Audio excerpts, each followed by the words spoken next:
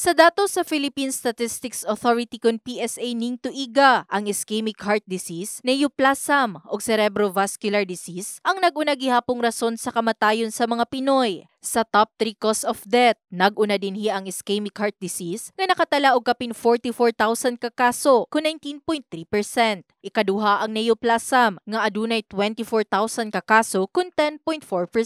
Ikatulo usab dinhi ang cerebrovascular disease nga nakatala og 23,000 ka kaso kun 10.3%. Ug usa sa daghang rason nga no makaangkon og gikaingong sakit sa kasing-kasing tungod adunay hypertension sama sa 54 anyos nga inahang aduna nay susamang balatian. Siyempre normal ra gyud na siya ma'am kung magkaedad na ka.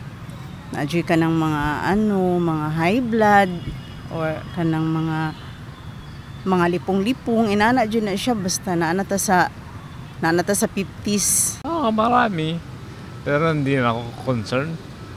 Alam bakit hindi ako concerned? One of these days, mamatay man tayo lahat. Sa bag-uhay lang usab nga survey sa Okta Research Group, kasagaran sa mga Pinoy, major concern ang ilahang health. Asa 71% kanila ang nagbutsyag nga tumong nilang magpabiling himsog o ginalikayan nilang magkasakit. Usa dinhi ang estudyanteng si Genevieve Abendanyo nga palakaon og gulay. Veggies jud ko, that's why makaingon sila nga payat gyapon ko, wala ko nagataba daw kay gagulay lang jud ko. Dili kay ko hilig sa karne. Wala mo tiba rabatyag nga sakit ako wala. Hindi ako maglakad kung maglagag kung may sakit ako. Pundo sa balay wala man. Pahinumdum na lang sa health experts nga limitahan ang pagkaon og unhealthy foods, moinom og multivitamin supplements, mag-ehersisyo ug daghan pa.